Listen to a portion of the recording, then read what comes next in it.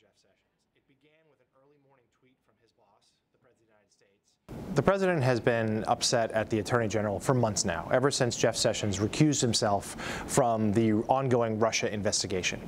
That anger has exploded publicly in the last week. It started a few days ago with his extraordinary Oval Office interview with the New York Times. It continued over the weekend in a series of remarkable tweets. The public rebuke continued today, beginning early this morning with a pre-dawn tweet, continuing later with an interview in the White House in which the President said he was disappointed with the Attorney General, and then later from the Rose Garden.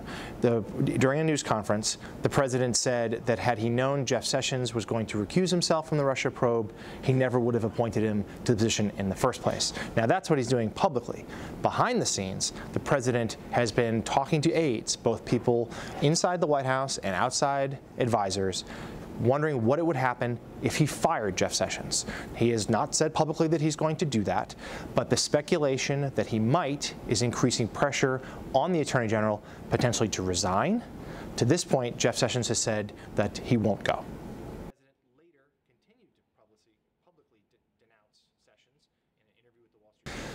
It can't be overstated how unusual this is for a president to so publicly criticize a sitting member of his cabinet, particularly considering that Jeff Sessions was one of Trump's first supporters 2 years ago when his campaign still seemed like Republicans weren't sure how seriously to take it. Jeff Sessions was the first senator to back Trump and has led to him credibility in conservative circles.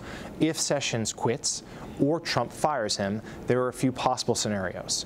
Most likely, the Assistant Attorney General, Rod Rosenstein, would be elevated on a temporary basis. However, the President has also expressed frustration with Rosenstein, how he handled the aftermath of the firing of FBI Director James Comey. So there is a real possibility that if, say, Trump were to fire Sessions, he would fire Rosenstein next, which also leads to the question of who would he replace as Attorney General, because it's who that person is who would decide the fate of Special Counsel Bob Mueller.